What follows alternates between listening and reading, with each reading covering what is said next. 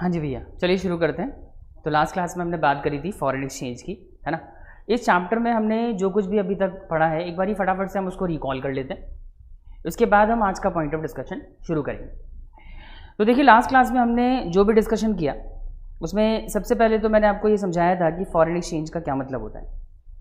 देखो बच्चे, एक्चुअली अगर करेंसी के पॉइंट ऑफ व्यू से बात करी जाए ना, तो दो तरह की करेंसी होती है। एक तो डोमेस्टिक करेंसी होती है, एक होती है फॉरेन करेंसी। जिस देश में हम रहते हैं, डोमेस्टिक टेरिटरी, उस देश में जिस करेंसी का आप इस्तेमाल करते हो आमतौर पे as a medium of exchange, मतलब गुड्स एंड सर्विसेज खरीदने के लिए, ट्रेड करने के लिए जिस करेंसी का इस्तेमाल होता है उसे कहते हैं डोमेस्टिक करेंसी। डोमेस्टिक टेरिटरी में डोमेस्टिक करेंसी का इस्तेमाल करके आप आसानी से ट्रेड कर सकते हैं, आप आसानी से गुड्स एंड सर्विसेज परचेज या सेल कर सकते हैं, है ना। लेकिन जब आप इंटरनेशनल मार्केट में ट्रेड करते हैं तो वहाँ पे इंटरनेशनल मार्केट में इंटरनेशनल करेंसी चलती। जैसे अगर आप Saudi, Dubai, America, UK, China, Japan, किसी भी कंट्री में जाओगे तो वहाँ की लोकल करेंसी है। तो इंडिया के अलावा आप बाहर जाते हैं, वहाँ की जितनी भी करेंसीज है, सब कंट्रीज़ में अपनी अपनी करेंसी चलती है। उन सारी करेंसीज़ को कलेक्टिवली हम फॉरेन करेंसी कहते हैं। तो अगर बहुत सिंप्लीफाई करके समझाया जाए, एक देश की करेंसी, जिस देश के पॉइंट ऑफ व्यू से हम बात करें, जैसे इंडिया की बात करें तो इंडिया की करेंसी डोमेस्टिक करेंसी कहलाएगी, और इंडिया के अलावा दुनिया की जितनी करेंसीज हैं कलेक्टिवली हम उसको फॉरेन करेंसी कहेंगे। तो जैसे अमेरिका में डॉलर, जापान में येन, चाइना में युआन, यूके में पाउंड, सऊदी में रियाल और जिम्बाब्वे में जिम्बाब्वियन डॉलर चलता है। ये सब फॉरेन एक्सचेंज है अगर हम इंडिया के पॉइंट ऑफ व्यू से बात करें तो, ठीक है। इसके अलावा मैंने आपको बताया था, क्योंकि फॉरेन एक्सचेंज का आमतौर पर इस्तेमाल नहीं करते ट्रेड पर्पजेज़ के लिए इंटरनेशनल मार्केट में, इसलिए हमें उसको कन्वर्ट करवाना पड़ेगा। कन्वर्जन के लिए हमने एक मार्केट स्टैब्लिश करी which is called foreign exchange market. Foreign exchange market क्या करता है, हमें फैसिलिटेट करता है कि हम वहाँ जाके अपनी करेंसी को, किसी भी करेंसी को दूसरे देश की करेंसी में आसानी से कन्वर्ट करवा सकते हैं। और जिस रेट पे कन्वर्जन की फैसिलिटी अलाउड होती है उसे कहते हैं फॉरेन एक्सचेंज रेट। बच्चे, मैंने आपको ये भी समझाया था कि जो फॉरेन एक्सचेंज रेट होता है वो बढ़ता घटता रहता है, उसमें फ्लक्चुएशंस होती हैं। करेक्ट, उसमें फ्लक्चुएशंस होती हैं। फ्लक्चुएशन की वजह से हमारी करेंसी, हमारे देश की डोमेस्टिक करेंसी की सेहत पे फ़र्क पड़ता है ना, उसकी स्ट्रेंथ पे फ़र्क पड़ता है। अगर फॉरेन एक्सचेंज रेट बढ़ जाता है तो हमारे देश की करेंसी जो है वो उससे कमज़ोर होती है, वीक होती है, उसे कहते हैं करेंसी डेप्रिसिएशन। और अगर फॉरेन एक्सचेंज रेट घट जाता है उससे हमारे देश की करेंसी मजबूत होती है, उसे कहते हैं करेंसी एप्रिसिएशन। बच्चे, करेंसी एप्रिसिएशन, डेप्रिसिएशन, ये दोनों ही चीज़ें हमारे देश के इंपोर्ट एक्सपोर्ट को इम्पैक्ट करती हैं। ये भी समझाया था कि करेंसी डेप्रिसिएशन में इंपोर्ट की वैल्यू क्या होती है। करेंसी डेप्रिसिएशन के केस में क्योंकि हमारी परचेजिंग पावर कम हो रही है, हमारी करेंसी लेस वैल्यूबल हो जाती है, तो अब इंटरनेशनल मार्केट से हम पहले के मुकाबले कम खरीद पाएंगे। जैसे $1.70 का था, अगर $1.80 हो गया, एक्सचेंज रेट बढ़ गया, तो अब आपको इंटरनेशनल मार्केट से गुड्स परचेज करना महंगा पड़ेगा, तो आपके इंपोर्ट की वैल्यू क्या हो जाएगी, कम हो जाएगी। On the other hand export जो है आपका बढ़ेगा, क्योंकि अब जो फॉरेनर्स आपसे पहले माल खरीदते थे ना उसके मुकाबले ज़्यादा खरीद पाएंगे, तो export will rise and import will decline in case of currency depreciation. On the other hand अगर हम एप्रिसिएशन की बात करें, एप्रिसिएशन में हमारी करेंसी मजबूत होती है, हमारी करेंसी की परचेजिंग पावर बढ़ती है, वो ज़्यादा वैल्यूबल हो जाती है, जिसकी वजह से हमारी इंपोर्ट करने की क्षमता, इंपोर्ट करने की कैपेसिटी वो बढ़ेगी। That means now we will be able to purchase more quantity of output, more quantity of goods और services from the international market, तो ओवरऑल इंपोर्ट बढ़ेगा और एक्सपोर्ट जो है वो क्या हो जाएगा, कम हो जाएगा। बच्चे, तो ये सारे डिस्कशन मैंने आपके साथ लास्ट क्लास में किया था। आज की क्लास में हम इसके आगे चलेंगे। आज हम बात करने वाले हैं फॉरेन एक्सचेंज रेट किस तरह डिटर्मिन होता है इसके बारे में, है ना। ये तो हमने लास्ट क्लास में सीख लिया था कि सर एक स्पेसिफिक रेट होता है, जैसे $1 फॉर 80 रुपीज़, 80 रुपीज़ में आपको $1 मिलेगा। ये जो रेट है ना, this is called foreign exchange rate. Foreign exchange market जाओगे आप और फॉरेन करेंसी आपको ख़रीदना हो तो आपको इस रेट के बेसिस पे, आप अगर डॉलर परचेज़ करना चाहते हैं, स्पेसिफिकली डॉलर के कॉन्टेक्स्ट में अगर हम बात करें, डॉलर अगर आप परचेज़ करना चाहते हो तो $1 आपको कितने में मिलेगा, 80 में मिलेगा, अगर ये फॉरेन एक्सचेंज रेट चल रहा है तो, ठीक है। लेकिन सवाल ये उठता है कि ठीक है सर, आपने कहा फॉरेन एक्सचेंज रेट जो है, जो भी रेट चल रहा होगा उसी रेट पे आप फॉरेन करेंसी खरीद सकते हो, और आपने ये भी समझाया था कि फॉरेन एक्सचेंज रेट चेंज होता रहता है, कभी बढ़ता है कभी घटता है। सवाल उठता है कि ये डिटर्मिन कैसे होता है, हाउ इट इज़ फिक्स्ड। $1 कितने का होगा, 80 का होगा, 90 का होगा, कभी बढ़ेगा कभी घटेगा, कितने का होगा, ये फिक्स कैसे होता है, how the foreign exchange rate is determined, इस बारे में बात करेंगे आज। तो आज का जो पॉइंट ऑफ डिस्कशन है, आप लोग हेडिंग डालें और लिखें exchange rate system. Exchange rate system ये जो टॉपिक है, इसके अंदर हम बात करने वाले हैं किसी भी फॉरेन करेंसी के कॉन्टेक्स्ट में जो रेट फिक्स होता है, जैसे अमेरिकन डॉलर के कॉन्टेक्स्ट में रेट फिक्स हुआ है $1 फॉर 80 रुपीज़ फॉर एग्जाम्पल, तो ये रेट किस तरह फिक्स होता है इसके बारे में बात करेंगे। समझ आई बात। देखिए, एक्सचेंज रेट फिक्स करने के ना बहुत सारे तरीके होते हैं। मेजरली 3 ज़्यादा पॉपुलर तरीके हैं, which is fix exchange rate system, flexible exchange rate system और managed floating exchange rate system. ये 3 सिस्टम हैं। दुनिया भर में जितनी कंट्रीज हैं, इन 3 में से कोई एक सिस्टम फॉलो करती है रेट फिक्स करने के लिए, और एक टाइम पे किसी भी कंट्री में जो रेट फॉलो हो रहा होता है, जो सिस्टम फॉलो हो रहा होता है वही फॉलो होता है। अगर किसी कंट्री में fix exchange rate system follow हो रहा है एक मोमेंट ऑफ टाइम पे, तो उसी सिस्टम के अकॉर्डिंग सारी करेंसी के रेट फिक्स किए जाएंगे, है ना। लेकिन कोई कंट्री चाहे तो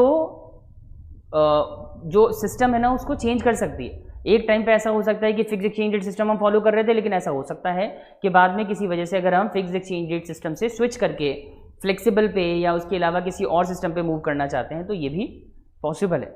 लेकिन याद रखें आप कि दुनिया भर में 3 तरीके हैं जिसके आधार पे हम एक्सचेंज रेट फिक्स करते हैं। सर सिर्फ 3 ही तरीके हैं क्या?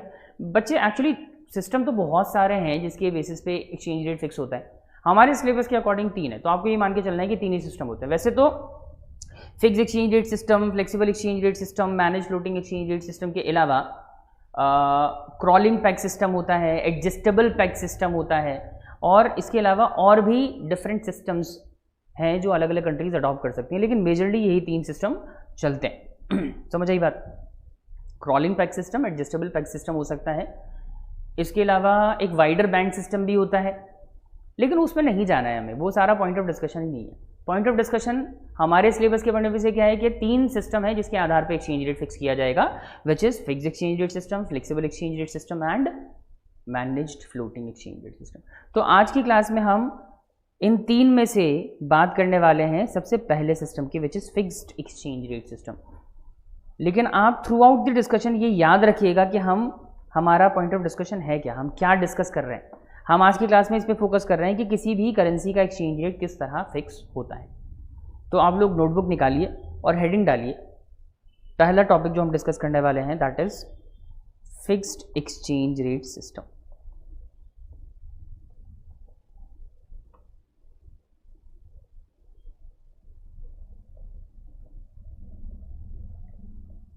इसके अंदर हम ये समझेंगे कि एक्सचेंज रेट किस तरह फिक्स होता है।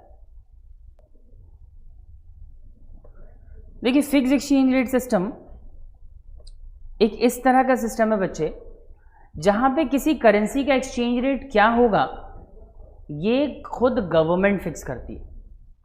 समझ रहे हैं? एक इस तरह का सिस्टम जहां पे किसी करेंसी का एक्सचेंज रेट खुद गवर्नमेंट फिक्स करती हो, उस तरह के सिस्टम को हम फिक्स एक्सचेंज रेट सिस्टम कहेंगे। जो तीनों सिस्टम है ना, तीनों में हम एक एक करके वैसे डिटेल में पढ़ेंगे।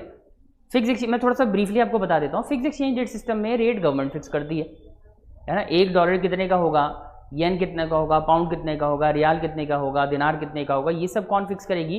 फिक्स एक्सचेंज रेट सिस्टम अगर किसी कंट्री में फॉलो होता है तो वहाँ की सरकार, और सरकार डायरेक्टली नहीं करती। सरकार, जब भी मैं कहता हूँ ना, आप याद रखिएगा, सरकार हमेशा RBI के थ्रू करती है, रिजर्व बैंक ऑफ इंडिया के थ्रू रेट को जो है फिक्स करती है। अगर आपको लगता है खुद गवर्नमेंट वो रेट फिक्स करेगी बैठ के, वो ऐसा नहीं होता। RBI के थ्रू रेट फिक्स किया जाता है, लेकिन हम बार बार गवर्नमेंट ही कहते रहेंगे, और जब भी मैं गवर्नमेंट कहूँगा आप मान के चलिएगा कि हम RBI की बात कर रहे हैं। RBI के थ्रू रेट जो है वो रेगुलेट होता है फिक्स एक्सचेंज रेट सिस्टम के अंदर। कर तो सरकार रही है, लेकिन RBI के थ्रू करेगी। अच्छा, और फ्लेक्सिबल एक्सचेंज रेट में क्या होता है सर? देखो, फ्लेक्सिबल एक्सचेंज रेट सिस्टम में गवर्नमेंट फिक्स नहीं करती। फ्लेक्सिबल एक्सचेंज रेट सिस्टम में कौन फिक्स करेगा? मार्केट फोर्सेस होगा, डिमांड एंड सप्लाई के अकॉर्डिंग होगा। उस पर बात करेंगे डिटेल में हम। Managed floating exchange rate system जो लास्ट सिस्टम हमें पढ़ना है इस टॉपिक में, that is managed floating exchange rate system. उसके अंदर दोनों का इन्वॉल्वमेंट होता है, गवर्नमेंट भी इन्वॉल्व होती है और market forces, demand and supply के अकॉर्डिंग भी होता है। तो ये किस तरीके से होता है, जब हम वो टॉपिक शुरू करेंगे वहाँ बात करेंगे। फिलहाल इस पर फोकस करते हैं। इसकी कुछ खास बात है फिक्स एक्सचेंज रेट सिस्टम की, इसके बारे में डिस्कशन कर लेते हैं।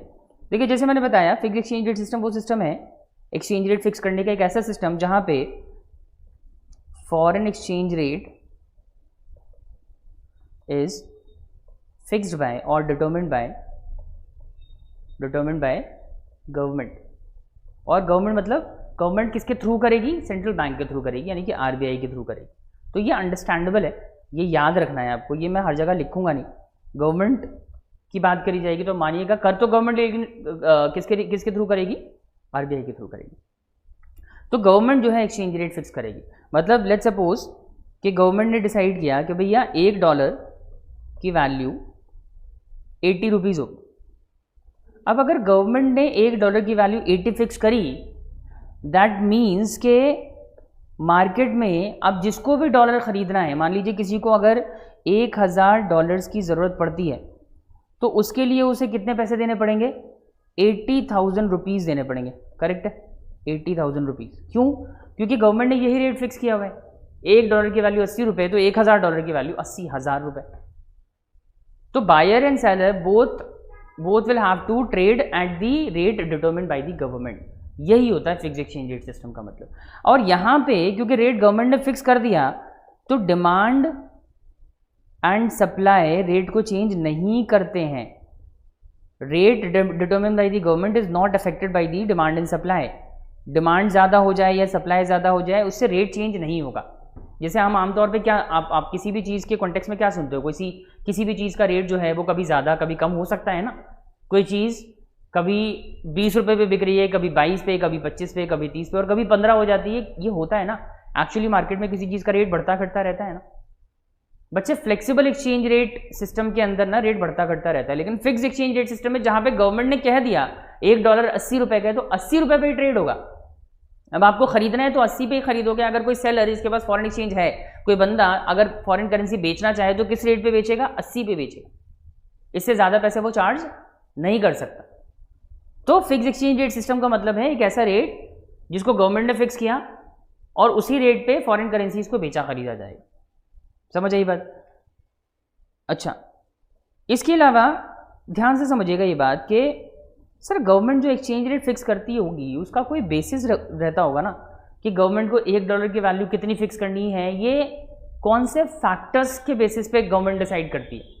और गवर्नमेंट के हाथ में अगर है तो $1 की वैल्यू 10 रुपये रख दो। $1 की वैल्यू 10 रख सकते हैं क्या? ये $1 की वैल्यू 1 रख दो, कितने मजे आ जाएंगे ना। कि हर चीज़ जो इंटरनेशनल मार्केट से हम खरीदते हैं, आईफोन खरीदते हैं $2000 में, आपको 2000 रुपये में मिलेगा, कितना बढ़िया हो जाएगा। अगर गवर्नमेंट के हाथ में है तो गवर्नमेंट अपने हिसाब से कुछ भी फिक्स कर सकती है क्या? आंसर इज नो, कुछ भी फिक्स नहीं कर सकते। कुछ भी फिक्स करेंगे तो उसके आपको कॉन्सिक्वेंसेज बियर करने पड़ेंगे, उसके फायदे नुकसान हैं, उस पर हम नहीं जा रहे। अभी आप इस पर फोकस करो कि रेट गवर्नमेंट फिक्स करेगी, लेकिन अपने मन से कुछ भी फिक्स नहीं करती। गवर्नमेंट जब भी रेट फिक्स करती है ना बच्चे, government have to consider so many factors. Rate का फिक्सेशन जब भी गवर्नमेंट करेगी उसके लिए बहुत सारे फैक्टर्स गवर्नमेंट को कंसिडर करने होते हैं, and that those factors could be, बहुत सारे सोशल फैक्टर हो सकते हैं, है ना। सोशल फैक्टर्स कंसिडर करेगी गवर्नमेंट, पॉलिटिकल फैक्टर्स देश के कैसे हैं उसके बेसिस पे तय होता है। इसके अलावा देश की आर्थिक हालत कैसी है, सामाजिक, राजनीतिक और आर्थिक, इकोनॉमिकल फैक्टर, ये सारे फैक्टर कलेक्टिवली कंसिडरेशन में लिए जाते हैं। गवर्नमेंट ये सारी चीज़ें देखती है कि इकोनॉमिकली हम कहाँ स्टैंड करते हैं, सोशल फैक्टर्स क्या हैं हमारे, या पॉलिटिकली हमारी कंडीशन क्या है। सारी कंडीशन, सारे फैक्टर कंसिडर करने के बाद जो उस पॉइंट उस मोमेंट ऑफ टाइम पे रीजनेबल रेट बनता है, हमें लगता है कि हाँ ये रेट रखा जा सकता है, वो रेट गवर्नमेंट फिक्स करती है। समझ आई बात? अच्छा, तो इतना समझ आ गया कि fix exchange rate system is a system where rate is determined by government. और रेट गवर्नमेंट कुछ भी अपने मन से फिक्स नहीं करेगी, गवर्नमेंट हमेशा बहुत सारे फैक्टर देखेगी, that could be economical, social and political, उसके बेसिस पे रेट फिक्स किया जाएगा। और जो रेट फिक्स किया जाएगा वो डिमांड एंड सप्लाई से इन्फ्लुएंस नहीं होगा, वो रेट उतना ही रहेगा। अनलाइक फ्लेक्सिबल में जैसे चेंज होता रहता है, फ्लक्चुएशन होता है, इतना फ्रीक्वेंट चेंज इसके अंदर नहीं आएगा। अच्छा सर एक बात बताइए, गवर्नमेंट ने जो भी रेट फिक्स किया, फिक्स एक्सचेंज रेट गवर्नमेंट ने डिसाइड किया कि हम fix exchange rate system follow करेंगे, है ना, उसके पीछे कोई रीजन तो होगा ना। गवर्नमेंट ने क्यों ऑप्ट किया कि fix exchange rate system follow करेंगे हम? क्यों हम ये चीज़ मार्केट पे नहीं छोड़ सकते। जैसे फ्लेक्सिबल एक्सचेंज रेट सिस्टम है, बार बार उसका रेफरेंस दे रहा हूँ। फ्लेक्सिबल में गवर्नमेंट का इन्वॉल्वमेंट नहीं होता। फ्लेक्सिबल में एक्सचेंज रेट क्या होगा, वो किस पे छोड़ दिया जाता है, वो मार्केट फोर्सेस पे छोड़ देते हैं, डिमांड एंड सप्लाई के अकॉर्डिंग रेट फिक्स होता है। लेकिन यहाँ पे ऐसा नहीं कर रहे हम, यहाँ पे गवर्नमेंट खुद ले रही है चार्ज कि हम रेट फिक्स करेंगे। कोई पर्पस होगा ना इसका, पर्पस क्या है? पर्पस ये है, देखो कई दफ़ा क्या होता है ना, फ्लेक्सिबल एक्सचेंज रेट सिस्टम के साथ अगर मैं इसको कनेक्ट करके समझाऊँ, फ्लेक्सिबल में ना बहुत ज़्यादा फ्लक्चुएशन है, एक्सचेंज रेट ना बहुत ऊपर नीचे होता है, वॉलेटिलिटी बहुत ज़्यादा है, वॉलेटाइल है फॉरेन एक्सचेंज मार्केट बहुत ज़्यादा। तो गवर्नमेंट को जब लगता है ना बहुत ज़्यादा वॉलेटिलिटी बढ़ गई है, फ्लक्चुएशन बहुत ज़्यादा है और फॉरेन एक्सचेंज मार्केट को स्टेबलाइज करने की ज़रूरत है, तो स्टेबिलिटी लाने के लिए, फॉरेन एक्सचेंज मार्केट को स्टेबलाइज करने के लिए, to bring stability in the foreign exchange market, government ये सिस्टम अडॉप्ट करती है। गवर्नमेंट कहती है नहीं भैया फॉरेन एक्सचेंज रेट ना बहुत फ्लक्चुएट होता है, फ्लेक्सिबल में एक काम करते हैं, fix exchange rate system follow कर लेते हैं, इसमें स्टेबिलिटी रहेगी, जो हम रेट फिक्स कर देंगे उसी पर ट्रेडिंग होगी। समझे बात? सवाल उठता है कि सर ठीक है, स्टेबिलिटी तो स्टेबिलिटी करने की स्टेबलाइज करने की कोशिश हो रही है, लेकिन पर्पस क्या है, स्टेबिलिटी करके क्या करना चाहते हैं? देखिए, जिस मार्केट में ना फॉरेन एक्सचेंज रेट में फ्लक्चुएशन ज़्यादा होता है ना, उस मार्केट में इन्वेस्टमेंट कम होती है, उस मार्केट के साथ इन्वेस्टर नहीं जुड़ना चाहते। इन्वेस्टर्स को चाहिए क्या, इन्वेस्टर को चाहिए स्टेबिलिटी, कि भाई हम पैसा लगा रहे हैं ना किसी मार्केट के अंदर, तो मार्केट में इतनी उतार चढ़ाव ना हो कि पैसा जो है हम लगा रहे हैं, लेट्स सपोज कि आज $1 ना 80 रुपये का चल रहा है, हमने $10,000 दिए इन्वेस्ट किए इंडिया के अंदर, उसकी वैल्यू कितनी हो गई, 80,000 रुपये का इन्वेस्टमेंट हो गई, करेक्ट? या 10,000 मतलब 8 लाख रुपए का इन्वेस्टमेंट हो गया, करेक्ट? अब मान लीजिए कि अगर कल को फ्लक्चुएशन की वजह से रेट डाउन हो जाता है, 60 हो जाता है, तो रातों रात उनके इन्वेस्टमेंट की वैल्यू 8 लाख से 6 लाख हो जाएगी। ये चीज़ इन्वेस्टर को नहीं पसंद है। वैसे इन्वेस्टर जो रिस्क नहीं लेना चाहते, वो इस तरह के मार्केट में एंटर करने से घबराते हैं जहाँ पे फ्लक्चुएशन ज़्यादा होती है।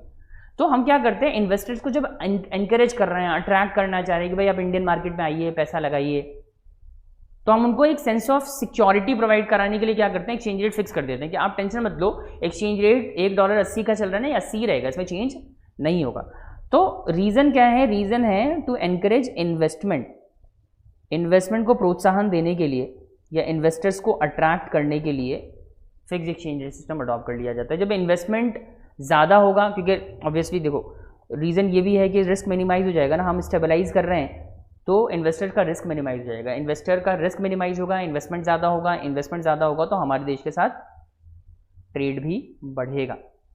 ये सारे एडवांटेजेस हैं इसके, और गवर्नमेंट ना यही सारे एडवांटेजेस लेने के लिए fix exchange rate system adopt करती है। जब गवर्नमेंट देखती है फ्लेक्सिबल एक्सचेंज रेट सिस्टम के अंदर मार्केट में उतार चढ़ाव ज़्यादा है, रेट कभी 80, कभी 85, कभी 79, कभी 75, ऐसे फ्लक्चुएशन बहुत ज़्यादा होती है ना, तो गवर्नमेंट उसको स्टेबलाइज करना चाहती है ताकि इन्वेस्टमेंट प्रमोट हो, ट्रेड प्रमोट हो, रिस्क इन्वेस्टर्स का मिनिमाइज हो जाए। उसको ये सब करने के लिए गवर्नमेंट ने डिसाइड किया कि fix exchange rate system follow करेंगे। समझ आई बात? चलो एक बारी डेफिनेशन से इसको कवर करते हैं।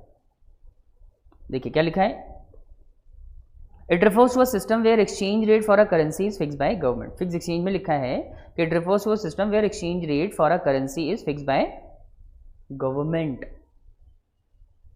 Basic purpose of adopting this system is to maintain stability in the foreign exchange market and foreign exchange rate. Foreign exchange market में जो इतना उतार चढ़ाव होता है ना फ्लेक्सिबल सिस्टम के अंदर, और फॉरेन एक्सचेंज रेट में जो इतनी फ्लक्चुएशन होती है, चेंजेस होते रहते हैं, जब हम उसको स्टेबलाइज करना चाहते हैं ना, तो उसको स्टेबलाइज करने के लिए हमें fix exchange rate system adopt करना पड़ता है। But this system is only useful for the government when it has huge amount of foreign exchange reserve. लेकिन बच्चे, ये जो सिस्टम है ना फिक्स एक्सचेंज रेट सिस्टम, ये तभी कारगर है, तभी यूजफुल है गवर्नमेंट के लिए, ये सिस्टम तभी प्रॉपरली काम कर सकता है जब गवर्नमेंट के पास फॉरेन एक्सचेंज रिजर्व्स हों। अगर गवर्नमेंट के पास फॉरेन एक्सचेंज रिजर्व नहीं है, और फॉरेन एक्सचेंज रिजर्व कौन मेंटेन करता है? आरबीआई मेंटेन करती है। आरबीआई के पास फॉरेन एक्सचेंज रिजर्व होता है। फॉरेन एक्सचेंज रिजर्व का मतलब अलग अलग देशों की करेंसीज का एक स्टॉक आरबीआई के पास रहता है। मैं आपको समझाऊंगा कि फॉरेन एक्सचेंज रिजर्व का होना किस लिए ज़रूरी है, लेकिन फिलहाल आप याद रखेंगे कि ये सिस्टम ना, इसका सारा दारोमदार, इसकी सारी डिपेंडेंस फॉरेन एक्सचेंज रिजर्व के ऊपर है। अगर कंट्री के पास या गवर्नमेंट के पास, आरबीआई के पास फॉरेन एक्सचेंज रिजर्व की शॉर्टेज है, तो ये वाला सिस्टम काम नहीं करेगा। इस सिस्टम को अडॉप्ट करके कोई फायदा नहीं। गवर्नमेंट अगर ये सोच रही कि हम रेट फिक्स कर देंगे, $1.80 का कर देंगे और हमारे पास रिजर्व नहीं है तो भी लोग मान जाएंगे, लोग $1.80 का ही खरीदते रहेंगे, तो ऐसा बिल्कुल भी नहीं होने वाला। अगर गवर्नमेंट के पास रिजर्व्स होंगे तो ही ये बात अप्लाई होगी, तभी ये सिस्टम प्रॉपर्ली काम करेगा। फॉरेन एक्सचेंज रिजर्व का होना कितना ज़रूरी है, किस तरह ज़रूरी है, इस पर मैं आऊँगा थोड़ी देर में, फिर बात करूँगा। लेकिन अभी आगे बढ़ते हैं। अभी सिर्फ आपको याद रखना है कि फॉरेन एक्सचेंज रिजर्व का होना ज़रूरी है सिस्टम के अंदर। आगे बढ़ते हैं। मैंने आपको बताया कि foreign exchange rate which is determined by the government में also change over a period of time depending upon various social, political and economical factors. अब ध्यान से समझिए, मैंने कहा कि जो रेट है ना फॉरेन एक्सचेंज रेट, वो बहुत सारे फैक्टर्स को कंसिडर करके फिक्स होती है।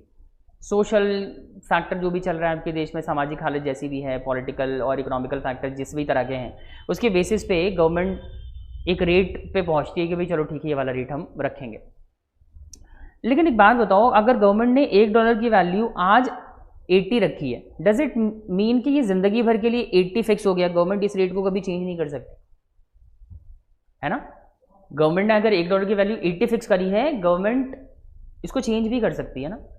क्यों? क्योंकि सर आपने क्या बताया कि ये सोशल, पॉलिटिकल, इकोनॉमिकल फैक्टर्स के बेसिस पे फिक्स किया जाता है, और ये जो तीनों सिचुएशन है, इकोनॉमिकल, सोशल, पॉलिटिकल फैक्टर, देश की किसी भी देश की इकोनॉमिकल, पॉलिटिकल, सोशल फैक्टर ना चेंज होती रहती है over a period of time, और जब जब इसमें चेंज आएगा तो हमें फॉरेन एक्सचेंज रेट को भी रिवाइज करना पड़ेगा, उसको चेंज करना पड़ेगा। इसका मतलब हुआ कि गवर्नमेंट ने जो $1 का रेट फिक्स किया, $1 फॉर 80, इट इज पॉसिबल कि गवर्नमेंट उसको चेंज भी करे। सर अगर चेंज करेगी गवर्नमेंट तो इस वाले सिस्टम और फ्लेक्सिबल एक्सचेंज रेट सिस्टम में क्या फर्क रह जाएगा? ध्यान से समझिए। फ्लेक्सिबल अभी हमने पढ़ा नहीं है, थोड़ा बहुत मैं रेफरेंस दे के आपको बता रहा हूं। फ्लेक्सिबल में मार्केट की डिमांड एंड सप्लाई के अकॉर्डिंग रेट फिक्स होता है। तो अगर आपको जितना आपको इतना तो पता ही है कि भाई फॉरेन एक्सचेंज रेट ना फ्लेक्सिबल में चेंज होता रहता है, क्योंकि मार्केट की डिमांड एंड सप्लाई चेंज होती है, तो रेट वहां भी चेंज होता है, यहां भी चेंज होता है। दोनों में फ़र्क क्या है? दोनों में फ़र्क ये है बच्चे कि यहाँ पे रेट चेंज हो रहा है गवर्नमेंट की मर्जी से हो रहा है, गवर्नमेंट इसको अपनी मर्जी से बढ़ा या घटा सकती है, और वहाँ पे जो हो रहा है फ्लेक्सिबल एक्सचेंज रेट में जो फ्लक्चुएशन आती है वो गवर्नमेंट की मर्जी से नहीं, वो मार्केट फोर्सेस की वजह से। समझे बात? रेट यहाँ पे गवर्नमेंट चेंज करेगी, अपनी मर्जी से करेगी, और एक और डिफरेंस, एक तो हमारी मर्जी से, गवर्नमेंट की मर्जी से होगा, प्लस एक और बहुत मेजर डिफरेंस है, फ्लेक्सिबल में ना एक्सचेंज रेट बहुत फ्रीक्वेंटली चेंज होता है, ओवरनाइट चेंज होता है। आप आज जो एक्सचेंज रेट देख के आ रहे हैं ना, आप कल जाओगे मॉर्निंग में चेक करोगे, आपको एक्सचेंज रेट अलग ही नजर आएगा, और कई दफ़ा ना वो आर्ली बेसिस पे भी चेंज होता है। 1 घंटे देखा था, 1 घंटे पहले हमने कोई और एक्सचेंज रेट था, अभी देख रहे हैं कोई और एक्सचेंज रेट। तो exchange rate even day by day और आर बाई आर भी चेंज होता है। लेकिन फिक्स एक्सचेंज रेट सिस्टम में क्योंकि गवर्नमेंट फिक्स कर रही है और बहुत सारे इकोनॉमिकल, पॉलिटिकल, सोशल फैक्टर के बेसिस पे ये सब तय हो रहा है, तो यहाँ पे चेंज गवर्नमेंट ही करेगी, लेकिन वो बहुत फ्रीक्वेंट नहीं होगा। ऐसा नहीं कि आपने आज देखा फॉरेन एक्सचेंज रेट 80 है, कल देख रहे हो तो अलग है, परसों अलग है, तरसों अलग है, ऐसा नहीं होता। रेट यहाँ पे कॉमन रहता है for a very long period of time, at least महीने, 2 महीने, 6 महीने उस रेट में कोई चेंज नहीं आएगा, unless and until economical factor he change हो जाए, सोशल फैक्टर चेंज हो जाए। तो समझे ज़रा कि जो रेट गवर्नमेंट फिक्स कर रही है ना, गवर्नमेंट चेंज कर सकती है, गवर्नमेंट उसको बढ़ा सकती है। Yes, answer is yes. $1 की वैल्यू 90 कर सकती है, बिल्कुल कर सकती है, और $1 की वैल्यू घटा के 70 भी कर सकती है, बिल्कुल कर सकती है। तो एक्सचेंज रेट गवर्नमेंट यहाँ पे चेंज कर सकती है। लेकिन बच्चे जब गवर्नमेंट अपनी मर्जी से एक्सचेंज रेट बढ़ाती है, आप समझो जरा, जब एक्सचेंज रेट बढ़ता है, लास्ट क्लास में डिस्कस किया था आपके साथ, अगर किसी करेंसी का एक्सचेंज रेट बढ़ जाए तो वो करेंसी क्या कहलाती है? कमजोर हो गई, है ना, वीक हो जाती है। एक्सचेंज रेट बढ़ता है तो करेंसी कमजोर होती है, करेंसी वीक होती है, करेंसी डेप्रिशिएट होती है, पढ़ाया था। यहाँ पे भी सेम चीज हो रहा है। गवर्नमेंट $1 की वैल्यू अगर 80 कर दे, सॉरी 80 थी 90 कर दे, इसे क्या कहेंगे बच्चे? इसे कहते हैं गवर्नमेंट ने अपनी मर्जी से एक्सचेंज रेट बढ़ाया। This is increase in exchange rate. Yes, agree और not? Increase in exchange rate है, increase in foreign exchange rate, और ये किस चीज को इंडिकेट कर रहा है? This is decrease in foreign exchange rate. और ये कर कौन रहा है? दोनों ही सिचुएशन में करने वाली है सरकार, गवर्नमेंट ऑब्वियसली आरबीआई के थ्रू ऑपरेट करती है, तो आरबीआई करती है। लेकिन जब गवर्नमेंट अपनी मर्जी से एक्सचेंज रेट बढ़ाती है और हमारी करेंसी वीक हो जाती है, एक्सचेंज रेट बढ़ेगा तो करेंसी वीक होगी बच्चे, इसको हम कहते हैं करेंसी डिवैल्यूएशन। क्या कहते हैं? रिपीट करो, करेंसी डिवैल्यूएशन कहते हैं। सर पहले तो आपने डेप्रिसिएशन बताया था, करेक्ट, डेप्रिसिएशन बताया था, एक्सचेंज रेट बढ़ता है करेंसी कमजोर होती है, दैट इज करेंसी डेप्रिसिएशन। लेकिन ऐसा वो टर्म तब यूज करते हैं जब मार्केट फोर्सेस की वजह से करेंसी कमजोर हो रही है, करेंसी वीक हो रही है। लेकिन अगर गवर्नमेंट अपनी मर्जी से एक्सचेंज रेट बढ़ा दे और हमारी डोमेस्टिक करेंसी वीक हो जाए, उसे कहते हैं करेंसी डिवैल्यूएशन। और अगर गवर्नमेंट अपनी मर्जी से एक्सचेंज रेट घटा दे, जब एक्सचेंज रेट गवर्नमेंट अपनी मर्जी से घटाएगी तो हमारी करेंसी क्या हो जाएगी? पावरफुल हो जाएगी, वैल्यूएबल हो जाएगी ना। जैसे $80 रुपीज़ में $1 मिलता था, गवर्नमेंट इसको घटा के 70 फॉर $1 कर दे, इसका मतलब अब 70 रुपीज़ में $1 आपको मिल जाएगा। इसका मतलब आपकी करेंसी तो पावरफुल हो गई ना, आपकी करेंसी तो वैल्यूएबल हो गई ना, उसकी खरीदने की क्षमता बढ़ रही है ना। इसे कहते हैं करेंसी रिवैल्यूएशन। रिपीट करो, क्या कहेंगे? Currency revaluation, correct. तो दिस इज करेंसी रिवैल्यूएशन। समझ आई बात? और करेंसी डिवैल्यूएशन बच्चे बिल्कुल वैसे ही काम करते हैं जैसे करेंसी एप्रिसिएशन काम करते हैं। करेंसी डिवैल्यूएशन क्या करता है? हमारी करेंसी को, बोलिए, लेस वैल्यूएबल बनाएगा, यस और नो? यस। क्या हमारी परचेजिंग पावर इससे बढ़ेगी या घटेगी? परचेजिंग पावर डेप्रिसिएशन में क्या होती थी? रिड्यूस हो जाती थी ना, परचेजिंग पावर यहाँ भी रिड्यूस हो जाएगी। वहीं दूसरी तरफ करेंसी रिवैल्यूएशन हमारी करेंसी को क्या करता था? बताओ। एप्रिसिएशन क्या करता था? जो एप्रिसिएशन करता था वही रिवैल्यूएशन करेगा। It makes domestic currency more valuable, correct. और इससे हमारी जाहिर वैल्यूएबल हो रहा है, इसका मतलब हमारी परचेजिंग पावर पे क्या फर्क पड़ेगा? हमारी परचेजिंग पावर इससे इंक्रीज हो जाएगी, यस और नो? एग्री? समझ आई बात? तो कहने का ये मतलब है कि एक्सचेंज रेट यहां जो गवर्नमेंट ने फिक्स किया है, ऐसा नहीं कि वो हमेशा के लिए फिक्स हो गया, वो पत्थर की लकीर हो गया, $1 80 का है तो हमेशा 80 करेगा, ऐसा नहीं है। Depending upon changing economic scenario government rate revise कर सकती है। रिवाइज मतलब चेंज कर सकती है, बढ़ा सकती है, घटा सकती है। बढ़ेगा तो करेंसी, डोमेस्टिक करेंसी कमजोर होगी, डिवैल्यूएशन, और घटेगा तो रिवैल्यूएशन हो जाएगा, यानी कि करेंसी मजबूत हो जाएगी, स्ट्रांग हो जाएगी। और आपको पता है अगर करेंसी वीक होती है ना, करेंसी वीक होती है या स्ट्रांग होती है, उससे हमारे देश के इंपोर्ट एक्सपोर्ट पे भी फर्क पड़ेगा, नहीं पड़ेगा? जैसे डेप्रिसिएशन एप्रिसिएशन का फर्क पड़ता था, ऐसे डिवैल्यूएशन और रिवैल्यूएशन का भी फर्क पड़ेगा, और फर्क बिल्कुल सेम पड़ेगा। जैसे एप्रिसिएशन डेप्रिसिएशन के केस में इफेक्ट पड़ता है इंपोर्ट एक्सपोर्ट पे, सेम चीज रिवैल्यूएशन में होगी। क्या इफेक्ट पड़ेगा सर? डिवैल्यूएशन के केस में इंपोर्ट की वैल्यू बताइए क्या होगी? अगर हमारी परचेजिंग पावर बढ़ रही है तो हम इंटरनेशनल मार्केट से पहले के मुकाबले ज्यादा खरीद पाएंगे, कम खरीद पाएंगे? ज़्यादा खरीदेंगे। इसका मतलब हमारे इंपोर्ट की वैल्यू क्या हो जाएगी? इंक्रीज हो जाएगी।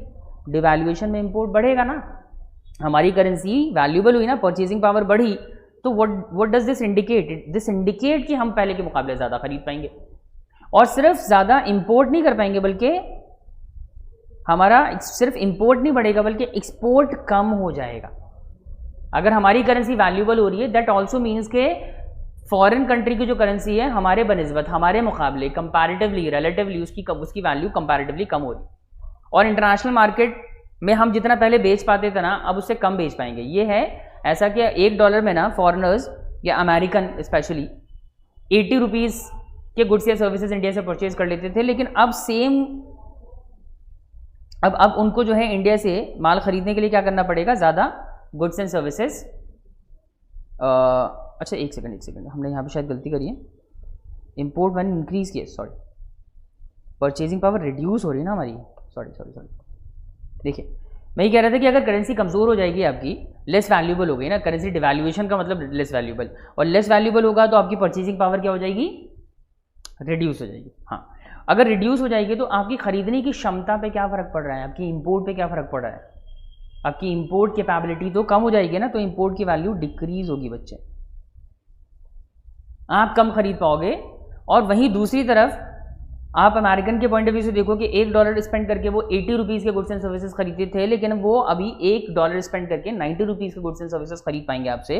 इसका मतलब उनके उनके परचेज की वैल्यू बढ़ेगी, यानी कि अब वो इंडिया से ज़्यादा गुड्स खरीदेंगे।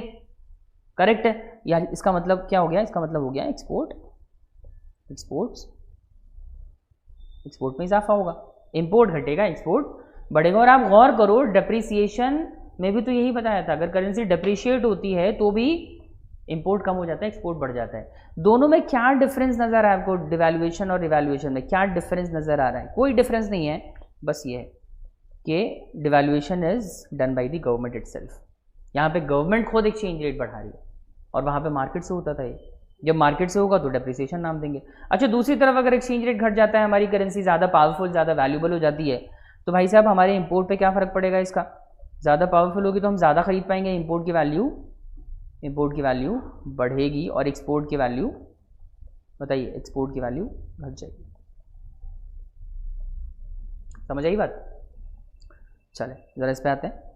देखिए यहाँ लिखा है, foreign exchange rate which is determined by the government may also change over a period depending upon various social, political and economical factors obviously। और जब चेंज होगा फॉरेन एक्सचेंज रेट में, लिखा है change in foreign exchange rate affect the domestic currency, obviously उससे domestic currency affected हो जाएगी, हमारी करेंसी वीक या स्ट्रांग हो जाएगी। अगर हमारी करेंसी इफेक्ट होती है तो या तो करेंसी डिवैल्यूएशन होगा या रिवैल्यूएशन होगा। समझे बात? अब रिवैल्यूएशन डिवैल्यूएशन को फर्दर इलैबोरेट किया है इस पीडीएफ में, समझे ज़रा गौर से। अच्छा एक काम करो, पहले तो आप ये सारा नोट कर लो ना, आगे समझने से पहले फटाफट से इसको नोट करिए। आप हेडिंग तो डाल ही चुके हैं एक्सचेंज रेट सिस्टम, उसमें ये 3 सिस्टम है, फिक्स एक्सचेंज, फ्लेक्सिबल और manage floating exchange rate system. उसमें हमने अभी एक किया है, फिक्स एक्सचेंज रेट सिस्टम किया है। तो आपको जहाँ तक पढ़ाया है वहाँ तक फटाफट से नोट कर लें, उसके बाद आगे चलते हैं।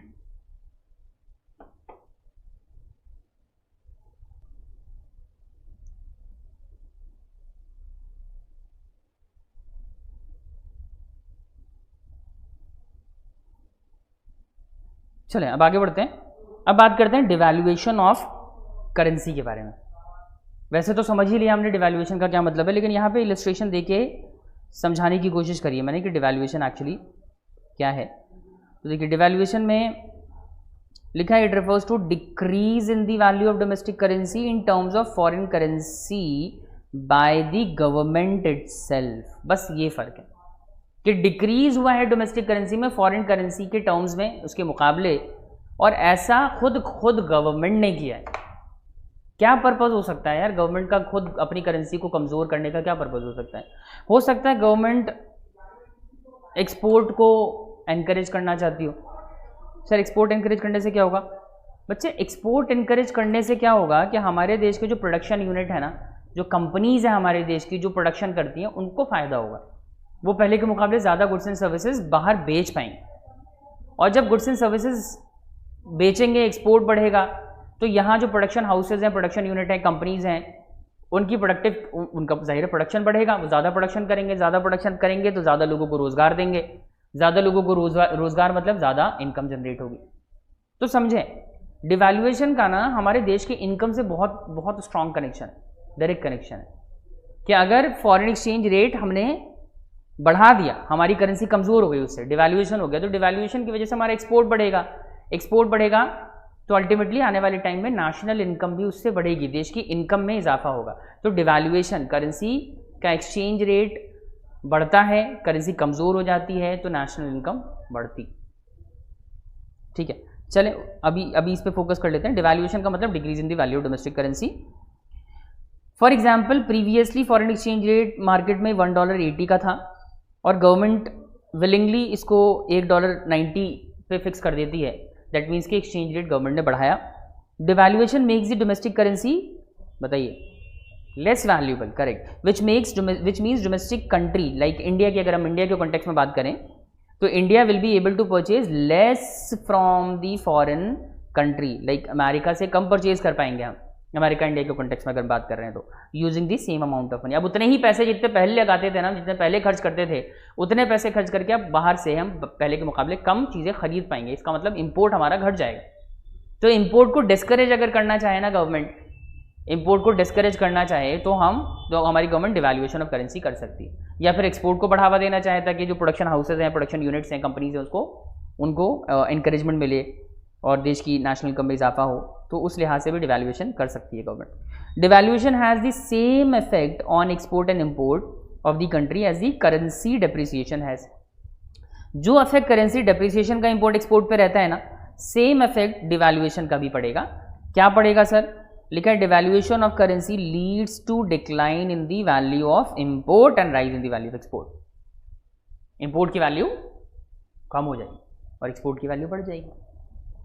रिवैल्यूएशन के केस में देखते हैं, revaluation refers to increase in the value of domestic currency in terms of foreign currency by the government itself, है ना। Revaluation means increase in the value of domestic currency. हमारी currency, domestic currency foreign currency की तुलना में उसकी value बढ़ रही है, कंपैरेटिवली हम स्ट्रांग हो रहे हैं।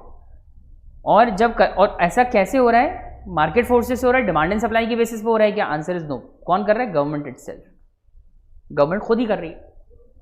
एग्जाम्पल के तौर पे ये इलस्ट्रेशन दे सकते हैं कि $1 अगर पहले 80 का था और गवर्नमेंट इंटेंशनली उसको रिड्यूस कर देती है अपनी मर्जी से, obviously by considering social, political, economical factor consider करने के बाद जब उसको रिड्यूस कर देती है, इसका मतलब गवर्नमेंट ने क्या किया? रिवैल्यूएशन कर दिया। रिवैल्यूएशन से हमारी करेंसी स्ट्रांग हो गई। सर ऐसा क्यों करेगी गवर्नमेंट? बच्चे ऐसा हो सकता है कि जैसे हमारी कंट्री ना डेवलपिंग इकोनॉमी है या कोई बैकवर्ड इकोनॉमी है, अंडर डेवलप्ड इकोनॉमी है, तो उस इकोनॉमी को ना ज़्यादातर रिसोर्सेज के लिए दूसरी कंट्रीज़ पर डिपेंडेंट रहना पड़ता है। अब backward economy, under developed economy को दूसरी कंट्रीज़ पर रिसोर्सेज के लिए डिपेंडेंट रहना पड़ता है। और डिपेंडेंट रहने का मतलब है कि दुनिया की अलग अलग कंट्री से हमें बहुत सारी चीज़ें खरीदनी पड़ती हैं। तो गवर्नमेंट क्या करती है ना, कई दफ़ा परचेजिंग पावर बढ़ाने के लिए कि हम दूसरी कंट्री से ज़्यादा खरीद पाएँ गुड्स, उस चक्कर में हम अपनी करेंसी को रिवैल्यू करते हैं, मतलब स्ट्रॉन्ग कर देते हैं, so that we have more purchasing power, हम ज़्यादा goods and services international market से खरीद पाएँ। तो रिवैल्यूएशन वैसे तो बहुत सारे फैक्टर कंसिडर करके किया जाता है, लेकिन इसका मेन कारण यही है कि हम इंपोर्ट बढ़ाना चाहते हैं अगर, या एक्सपोर्ट कम करना चाहते हैं, तो रिवैल्यूएशन कर सकते हैं।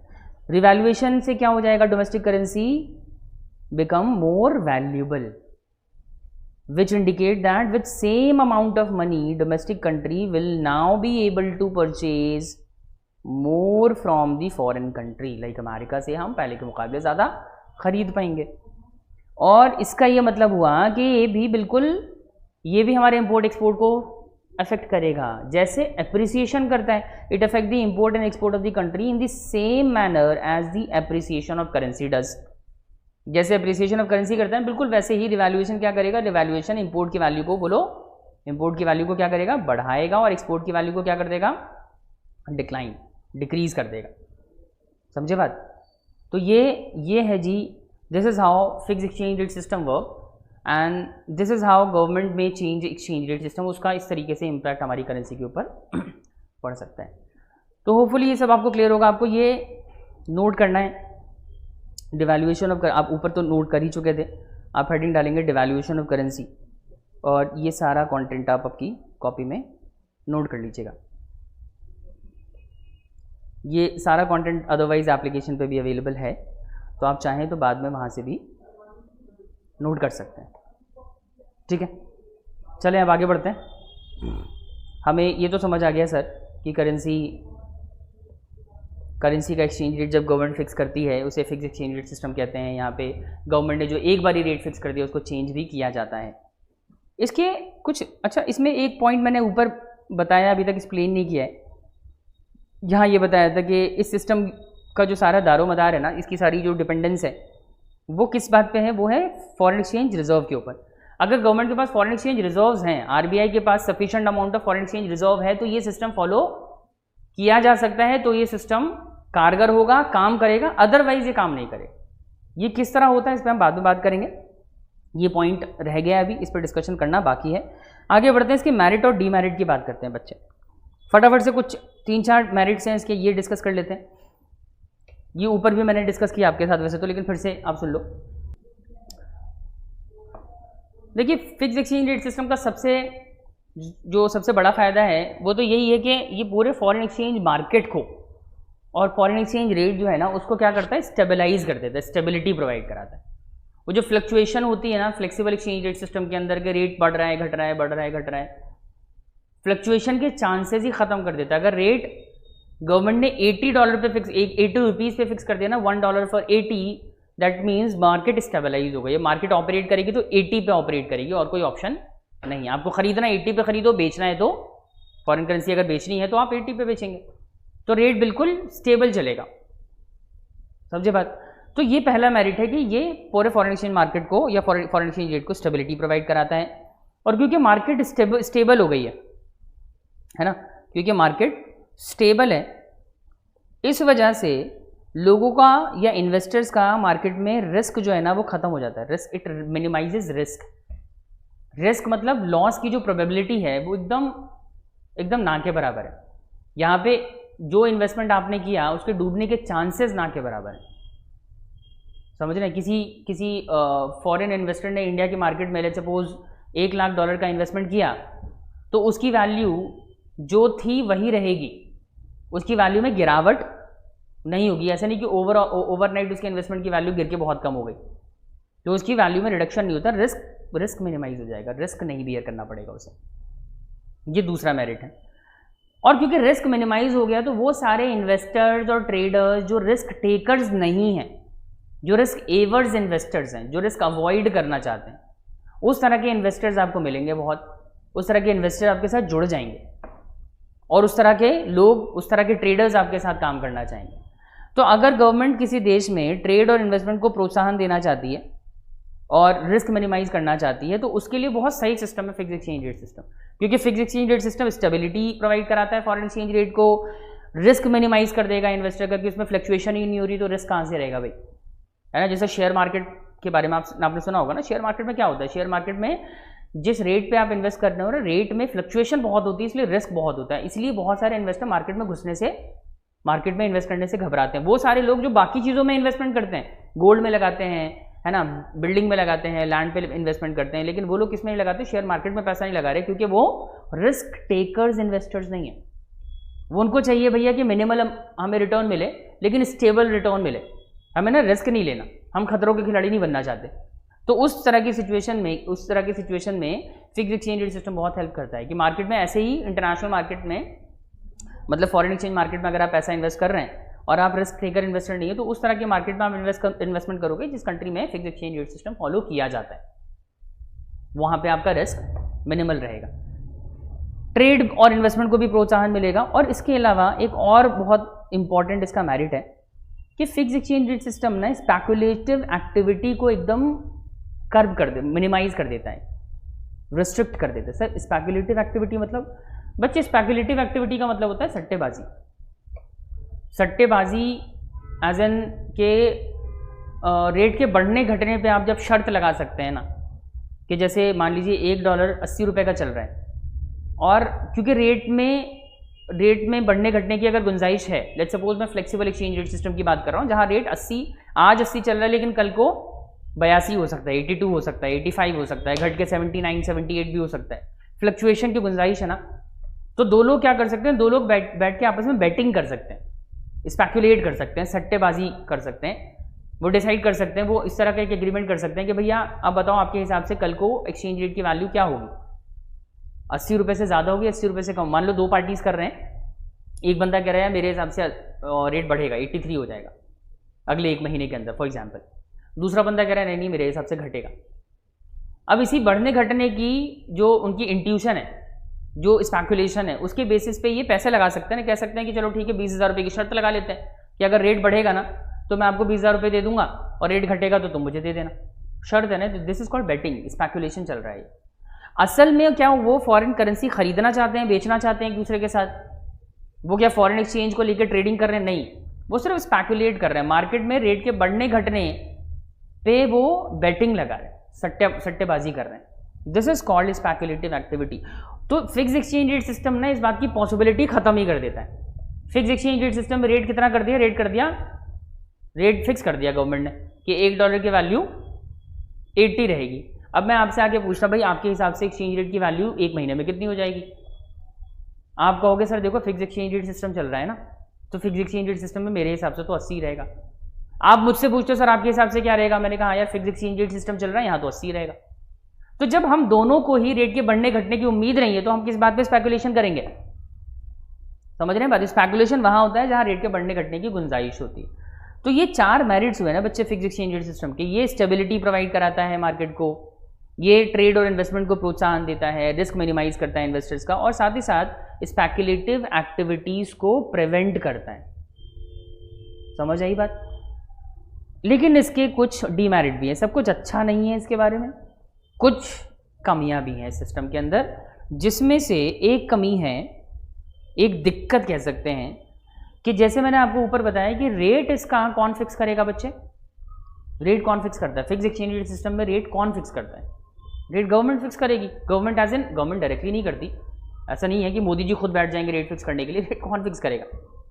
रेट सेंट्रल गवर्नमेंट फिक्स करती, नहीं सॉरी, सेंट्रल बैंक फिक्स करती है, reserve bank of India fix करेगा, गवर्नमेंट के डायरेक्शन पे काम करेगा, गवर्नमेंट के बिहाफ पे, लेकिन आरबीआई कंट्रोल करती है। Rate is determined by RBI. तो अगर रेट कुल मिला के कह ले कि अगर गवर्नमेंट ही फिक्स कर रही है, सेंट्रल बैंक फिक्स कर रही है, तो भाई ये चैलेंज है ना हमारे लिए कि हम रेट कितना फिक्स करें। यस और नो? अगर हमारे कंट्रोल में है किसी चीज़ का रेट फिक्स करना, तो आपको ये तो ठीक है, आपको बड़ा लिबर्टी वाला पॉइंट लग रहा है इसमें कि चलो ठीक है हम अपनी मर्जी से रेट फिक्स कर सकते हैं। करेक्ट है, आप अपनी मर्जी से रेट फिक्स कर सकते हो, आप अपनी मर्जी से कर सकते हैं, लेकिन कितना फिक्स करेंगे? $1 की वैल्यू 50 रखोगे, 40 रखोगे, 60 रखोगे, 80 रखोगे, समझ रहे हैं? कितना रखेंगे? वो एक बहुत प्रॉब्लमैटिक डिस्कशन है बेसिकली, वो एक डिफिकल्ट प्रोसेस है। क्यों डिफिकल्ट है? क्योंकि अगर आपने गलती करी, गलती मतलब रेट जितना फिक्स होना चाहिए उतना फिक्स नहीं हो पाया, आपने रेट जो फिक्स किया उसमें 2 पॉसिबिलिटी रहेगी। अगर गलती होती है ना आपसे रेट फिक्स करने में, तो देयर इज अ चांस कि आप अंडर वैल्यूएशन कर दो, अपनी हमारी करेंसी अंडर वैल्यूड हो जाएगी, या फिर ओवर वैल्यूएशन हो सकता है। मान लीजिए आपने एक्सचेंज रेट फिक्स कर दिया $1 फॉर 20 रुपीज फॉर एग्जाम्पल, इसका मतलब है $1 की वैल्यू 20 रुपये फिक्स कर दी। तो सुन के कितना अच्छा लग रहा है ना, $1 20 रुपये में मिलेगा। आपको पता है आपने क्या कर दिया? अपनी करेंसी को ओवर स्ट्रॉन्ग कर दिया, ओवर वैल्यूएशन कर दिया अपनी करेंसी का, ओवर वैल्यूएशन, और इसके कॉन्सिक्वेंसेस आपको बियर करने पड़ेंगे। भाई आपकी करेंसी अगर ओवर वैल्यूड हो जाएगी ना, तो आपके देश के साथ कोई भी ट्रेड नहीं करना चाहेगा, आपके देश के साथ कोई भी ट्रेड नहीं कर, आप भले ही, क्योंकि $1 20 रुपये का है, तो आप तो इंटरनेशनल मार्केट से बहुत सारा गुड्स परचेज कर सकते हो, क्योंकि आपकी करेंसी रिवैल्यूड हो गई, एप्रिशिएट हो गई, स्ट्रांग हो गई। ऐसे सुन के अच्छा लग रहा है, लेकिन आपके इंटरनेशनल रिलेशन से बिगड़ेंगे। आप तो खरीदने की पोजीशन में आ जाओगे, आप तो बहुत सारी चीज़ें खरीद सकते हैं, सस्ती मिलने लग जाएंगी, आपके लिए सस्ती हो जाएंगी चीज़ें, लेकिन दुनिया तो आपके साथ काम नहीं करना चाहिए ना। अमेरिकन जो इंडिया के साथ गुड्स परचेज करते थे, इंडिया से, रशिया, जापान और जो दूसरी कंट्रीज करती थी, वो इंडिया से गुड्स परचेज करना बंद कर देंगे, क्योंकि इंडिया में उनको उनके पैसे के बदले कम चीज़ें मिल रही हैं अब, क्योंकि इंडिया ने क्या किया? अपनी करेंसी को ओवर वैल्यू कर दिया। और ऐसे ही अगर मान लीजिए हमने अपनी करेंसी की वैल्यू $1 फॉर 100 फिक्स कर दी, उसे कहते हैं हमने अपनी करेंसी को अंडर वैल्यू कर दिया। अंडर वैल्यूएशन का मतलब है हमने अपनी करेंसी की ताकत को बहुत कमज़ोर दिखाया, अंडर वैल्यूएशन। तो जब किसी चीज़ का रेट आप फिक्स करते हो ना, आपके सामने बड़ा चैलेंज रहता है कि यार किस तरीके से अंडर वैल्यूएशन, ओवर वैल्यूएशन को अवॉइड करना है, क्योंकि फिक्स एक्सचेंज रेट सिस्टम में ये पॉसिबिलिटी हमेशा बनी रहती है कि कहीं ओवर वैल्यूएशन ना हो जाए करेंसी का, अंडर वैल्यूएशन ना हो जाए, कहीं हम रेट ज़्यादा फिक्स ना कर दें फॉरेन एक्सचेंज रेट, उसकी वजह से हमारी करेंसी बहुत कमज़ोर ना हो जाए, या अगर हम फॉरेन एक्सचेंज रेट लो फिक्स कर दें उसकी वजह से हमारी करेंसी बहुत ओवर वैल्यूड ना हो जाए। तो ये पॉसिबिलिटी क्यों है? क्योंकि ये जिम्मेदारी आपके ऊपर है ना। लेकिन अगर ये काम आप मार्केट पे छोड़ दो, तो अगर मार्केट के डिमांड एंड सप्लाई के रेट के हिसाब से रेट फिक्स होगा, तो वहाँ पे अंडर वैल्यूएशन, ओवर वैल्यूएशन का चांस ही नहीं है, क्योंकि मार्केट जो भी फिक्स करेगी ना वो एप्रोप्रिएट माना जाएगा कि हाँ डिमांड एंड सप्लाई के अकॉर्डिंग फिक्स हुआ है, इसका मतलब वो सही है। लेकिन जब ये जिम्मेदारी आपके कंधों पे होती है कि आपको तय करना है, आपके लिए बड़ा चैलेंजिंग काम है। आपको हमेशा इस बात का डर लगा रहेगा कि यार अंडर वैल्यूएशन तो नहीं हो गया, ओवर वैल्यूएशन तो नहीं हो गया। इसमें आमतौर पर मैं एग्जाम्पल देता हूँ कि जैसे मान लीजिए आपके पास कोई डिवाइस है, कोई मोबाइल फ़ोन, वो आप बेचना चाहते हैं, और मान लीजिए आपने उसको OLX पे लिस्ट कर दिया, और आपके हिसाब से मान लीजिए कि उस फ़ोन का रेट ना आपने OLX पे डाला 10,000, and once you listed your mobile phone on the OLX, you start receiving so many calls and messages, बहुत सारे कॉल्स और मैसेजेस आ रहे हैं और आपका फ़ोन ना बहुत सारे लोग खरीदना चाहते हैं। अब इस पॉइंट पर ना आपको रियलाइजेशन होगा कि यार 10,000 रुपये बहुत कम तो नहीं फिक्स कर दिया मैंने, इतने सारे लोग इतना इंटरेस्ट दिखा रहे हैं, इसका मतलब मेरे फ़ोन की वैल्यू ना इससे ज़्यादा की थी शायद, 10,000 रुपये मैंने बहुत लो फिक्स कर दिया। इसे कहते हैं, अब आपको रेट फिक्स करने के बाद रियलाइजेशन हो रहा है यार अंडर वैल्यूएशन कर दी मैंने अपने फ़ोन की, समझे। और अगर आपने रेट मान लो 25,000 फिक्स कर दिया और आपके पास एक कॉल एक मैसेज नहीं आ रहा, कोई आपके फ़ोन को नहीं पूछ रहा, अब यू स्टार्ट डाउटिंग कि आपने अपने फ़ोन की प्राइस को ओवर वैल्यू तो नहीं कर दिया। कोई भी नहीं खरीदना चाह रहा ना, तो ओवर वैल्यूएशन।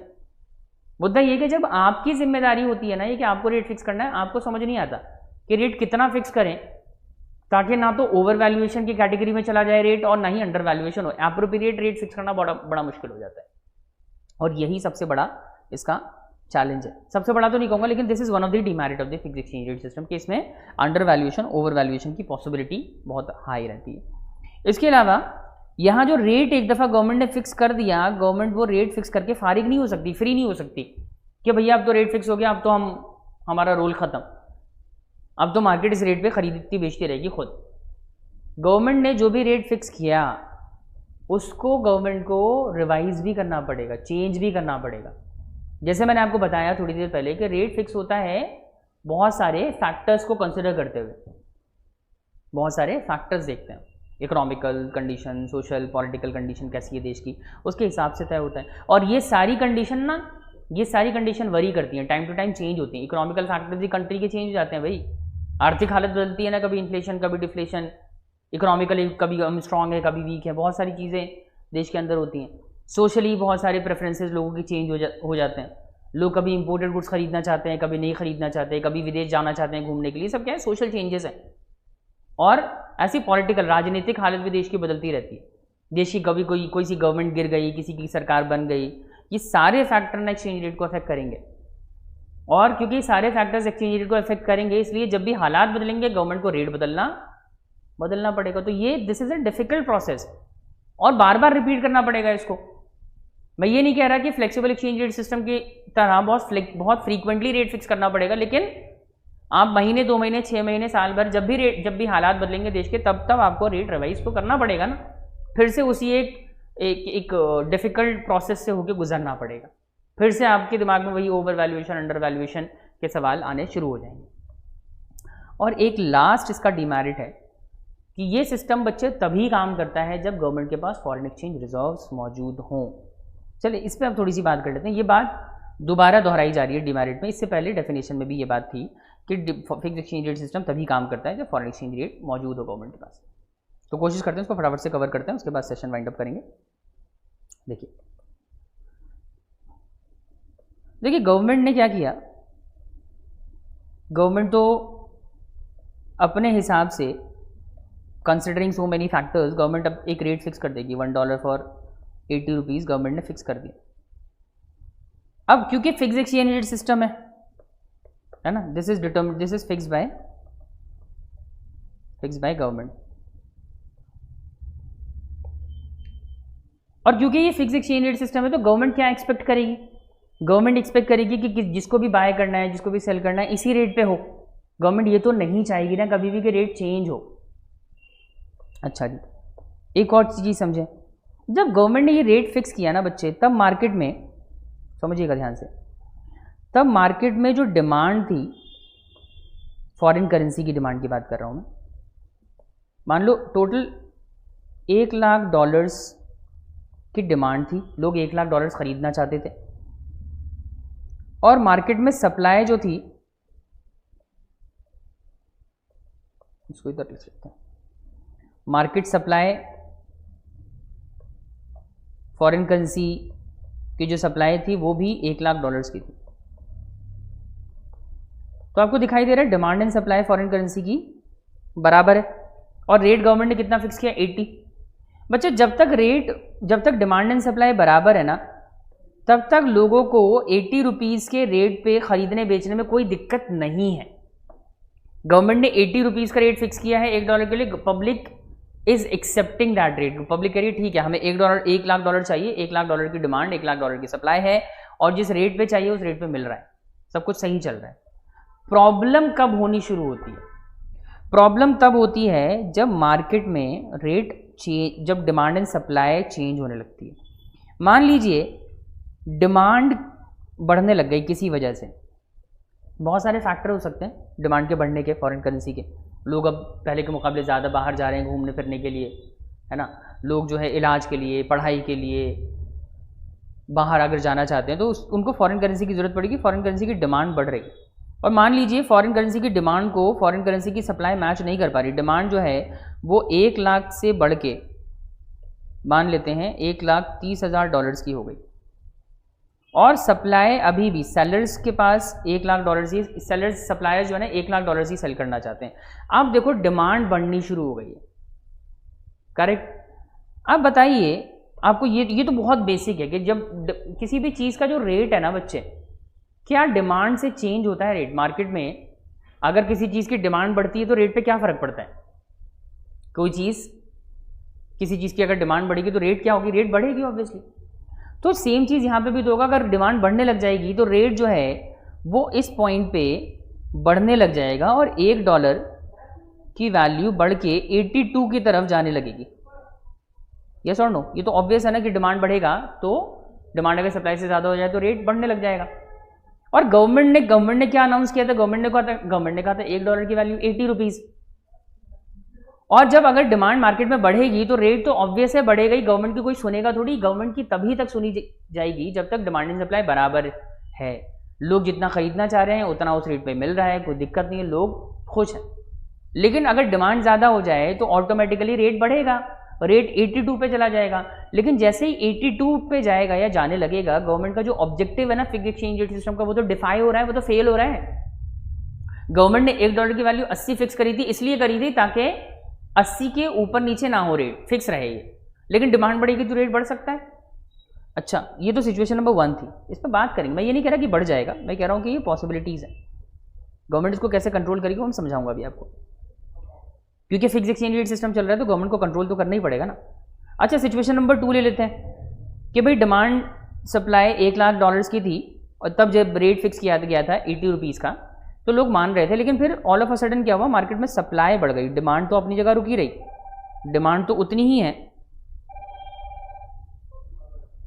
डिमांड तो $1,00,000 की है, लेकिन सप्लाई जो है वो हो गई $1,40,000 की। अब बताइए कौन सी साइड से प्रेशर ज़्यादा हो रहा है? सप्लायर साइड प्रेशर ज़्यादा है, सप्लाई साइड बढ़ रही है। सप्लाई साइड, आपको पता है किसी चीज़ की सप्लाई बढ़ती है तो क्या फ़र्क पड़ता है रेट पे बच्चे? जनरली सर किसी चीज़ की सप्लाई बढ़ती है ना तो रेट नीचे जाने लग जाता है, तो रेट भी घटने लग जाएगा। मैं सिर्फ पॉसिबिलिटीज़ बता रहा हूँ आपको, मैं ये नहीं कह रहा कि घटेगा। Actually fix exchange rate system है तो भाई ऑब्वियस ही है ना कि घटने नहीं देंगे इसको। ये कोई सस्पेंस वाली बात तो नहीं है ना, ये तो हमें पता ही है कि रेट गवर्नमेंट ने फिक्स किया 80 तो 80 पे रोकने की कोशिश करेगी। हम सिर्फ ये पढ़ रहे हैं कि होगा कैसे, अभी तो हमें नज़र नहीं आ रहा होता हुआ। डिमांड बढ़ेगी, रेट बढ़ने लग जाएगा, गवर्नमेंट को रोक के वहीं लेके आना है उसको। डिमांड सप्लाई बढ़ेगी तो रेट घटने लग जाएगा, और गवर्नमेंट ये भी नहीं चाहेगी, क्योंकि अगर ऐसा होगा तो वो फिक्स एक्सचेंज रेट सिस्टम का फायदा ही क्या है, उसका ऑब्जेक्टिव डिफाई हो जाएगा। अब देखो इसको कंट्रोल करने के लिए क्या करना पड़ेगा सरकार को? सरकार के पास होता है फॉरेन एक्सचेंज रिजर्व। सरकार मतलब मैं ऑब्वियसली मैं आरबीआई के कॉन्टेक्स्ट में बात कर रहा हूँ, तो RBI foreign exchange reserve maintain करती है गवर्नमेंट के बिहाफ पे। यहाँ पे आरबीआई के पास ना बहुत सारा फॉरेन एक्सचेंज रिजर्व है, कई लाख डॉलर्स आरबीआई के पास। लेट्स सपोज $20 लाख का स्टॉक है आरबीआई के पास, $20 लाख है। अब ध्यान से समझो, जब मार्केट में डिमांड जो है किसी वजह से ऊपर जानी शुरू हो जाती है और गवर्नमेंट को ये इंट्यूशन है, इस बात का आइडिया है, इस बात का समझ आने लग जाता है कि डिमांड क्योंकि ऊपर बढ़ रही है और डिमांड एक पॉइंट पे जब बहुत ज़्यादा बढ़ जाएगी तो रेट ना, हमारा जो रेट हमने डिक्लेयर किया वो कोई नहीं मानेगा, रेट बढ़ के 82 हो सकता है। जैसे ही गवर्नमेंट को ये लगता है ना डिमांड बढ़ रही है, डिमांड सप्लाई को क्रॉस कर रही है, गवर्नमेंट क्या करती है बताइए? किस चीज़ की शॉर्टेज है यहाँ पे? डिमांड ज़्यादा है, सप्लाई कम है ना, समझ रहे हैं बात? डिमांड ज़्यादा है, सप्लाई कम है, तो इस तरह की सिचुएशन में गवर्नमेंट क्या करेगी? इसको इक्वलाइज करने की कोशिश करेगी ताकि ये जो सिचुएशन है ना, इम्बैलेंस जो क्रिएट हो रहा है, उसको ख़त्म किया जा सके, गवर्नमेंट यहाँ से रिजर्व निकालती है फॉरेन एक्सचेंज से। फॉरेन एक्सचेंज की जो रिजर्व आरबीआई के पास है, वहाँ से रिजर्व निकाल के $30,000 की डिमांड ज़्यादा है ना, तो $30,000 यहाँ से निकाल के उसकी सप्लाई बढ़ा दी जाती है। मार्केट में $30,000 की सप्लाई बढ़ा देते हैं और डिमांड और सप्लाई को बराबर करने की कोशिश करते हैं। समझो ज़रा, 1,30,000 की डिमांड है, 1,30,000 की सप्लाई हो गई, बराबर बराबर हो गई।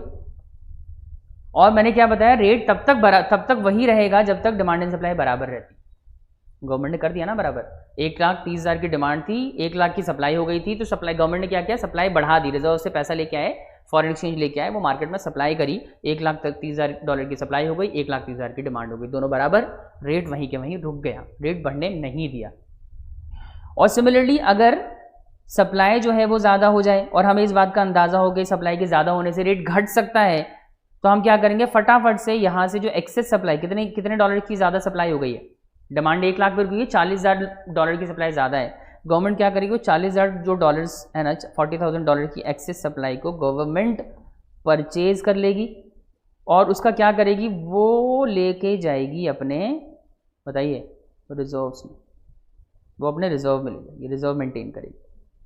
कितने डॉलर्स का, $40,000 उधर शिफ्ट कर दी। उससे क्या इम्पैक्ट, उससे इम्पैक्ट ये पड़ेगा कि यहाँ $1,40,000 की डिमांड, यहाँ भी $1,40,000 की सप्लाई और यहाँ भी $1,40,000 की गवर्नमेंट ने डिमांड क्रिएट कर दी और डिमांड एंड सप्लाई बराबर हो गया। और बराबर होते ही रेट फिर से वहीं के वहीं रुक जाएगा। कहने का ये मतलब है बच्चे, ये जो पूरा सिस्टम है ना, फिक्स एक्सचेंज रेट सिस्टम, आप इमेजिन करो कि फॉरेन एक्सचेंज रिजर्व ना हो तो क्या हो। अगर फॉरेन एक्सचेंज रिजर्व नहीं होगा गवर्नमेंट के पास तो क्या होगा, फॉरेन एक्सचेंज रिजर्व नहीं होगा ना, तो गवर्नमेंट किसी भी हाल में ये जो रेट गवर्नमेंट ने फिक्स किया इसको फिक्स नहीं रख पाएगी। मार्केट में डिमांड कल को चेंज होगी, सप्लाई चेंज होगी, रेट चेंज हो जाएगा। गवर्नमेंट कितना भी कहते रहे कि भाई नहीं 80 रुपए के रेट पे खरीदेंगे, आप 80 रुपए के रेट पे खरीदेंगे, पब्लिक तब तक खरीदेगी जब तक डिमांड एंड सप्लाई बराबर है। लेकिन भाई साहब, जब डिमांड ऊपर जाएगी तो लोग मजबूरन ज़्यादा पैसे दे के खरीदेंगे, सप्लाई नीचे जाएगी तो सप्लाई सस्ता करके बेचेंगे, तो रेट चेंज हो ही जाएगा। उसको कंट्रोल करने के लिए गवर्नमेंट के पास क्या होना चाहिए, फॉरेन एक्सचेंज रिजर्व होना चाहिए। अदरवाइज जो सारा ऑब्जेक्टिव है ना गवर्नमेंट का फिक्स एक्सचेंज रेट सिस्टम से जो कुछ अचीव करना चाहते हैं, वो सब फेल हो जाएगा। आइए बात समझ, इज दैट क्लियर। इसीलिए मैंने शुरू में बताया था कि फिक्स एक्सचेंज रेट सिस्टम का जो सारा डिपेंडेंस है, सारा जो दारोमदार है, वो इस बात पे है कि गवर्नमेंट के पास sufficient amount of foreign exchange reserves हैं या नहीं है। अगर नहीं है तो हम ये वाला सिस्टम फॉलो नहीं कर सकते, और अगर फॉरेन एक्सचेंज रिजर्व होगा तो ही ये सिस्टम काम करेगा। Is that clear. तो बच्चे, आज की क्लास में हमने एक्सचेंज रेट सिस्टम पे बात करी, हमने बात करा फिक्स एक्सचेंज रेट सिस्टम क्या होता है। यहाँ बताया कि एक्सचेंज रेट गवर्नमेंट फिक्स करती है और यहाँ पे जो भी गवर्नमेंट ने रेट फिक्स किया है उसी पे सबको ट्रेड करना होता है, बाइंग एंड सेलिंग करनी होती है फॉरेन करेंसी की। इसका मेन पर्पज़ ये है कि इसके थ्रू हम क्या करना चाहते हैं, मार्केट को, फॉरेन एक्सचेंज मार्केट को क्या करना चाहते हैं, स्टेबलाइज करना चाहते हैं, स्टेबिलिटी प्रोवाइड कराना चाहते हैं। लेकिन ये तभी मुमकिन है जब गवर्नमेंट के पास क्या हो, बताइए, फॉरेन एक्सचेंज रिजर्व हो, करेक्ट। और जो भी रेट गवर्नमेंट फिक्स करती है कि वो हमेशा के लिए सेम रहता है, नहीं ना, वो चेंज होता रहता है, करेक्ट। और चेंज का क्या इम्पैक्ट पड़ेगा, हमारी करेंसी उससे कमज़ोर या कमज़ोर या स्ट्रांग हो सकती है। कमज़ोर होने को कहते हैं डिवैल्यूएशन, मजबूत होने को कहते हैं रिवैल्यूएशन। और डिवैल्यूएशन हमने समझा डिटेल में बहुत, इंपोर्ट एक्सपोर्ट को किस तरह अफेक्ट करता है, ये सब भी समझा। तो बच्चे, ये था, ये आज का सारा डिस्कशन था। मैरिट डीमेरिट भी मैंने बताया, बहुत इंपॉर्टेंट है मैरिट डीमेरिट, याद रखिएगा। मतलब टॉपिक के लिहाज से इंपॉर्टेंट है कि भाई फिक्स एक्सचेंज रेट सिस्टम आप पढ़ रहे हो तो उसके मेरिट और डीमेरिट आपको पता होनी चाहिए कि गवर्नमेंट जो है इस वाले सिस्टम को क्यों फॉलो करेगी। चले भैया, तो आज के एपिसोड में इतना ही डिस्कशन करेंगे। अगली क्लास में हम बात करेंगे फ्लेक्सिबल और managed floating exchange rate system, इन दोनों के बारे में कोशिश करेंगे, दोनों ही बाकी बचे हुए सिस्टम्स को ख़त्म किया जाए। ठीक है, चले आज के एपिसोड में इतना ही। Thank you so much.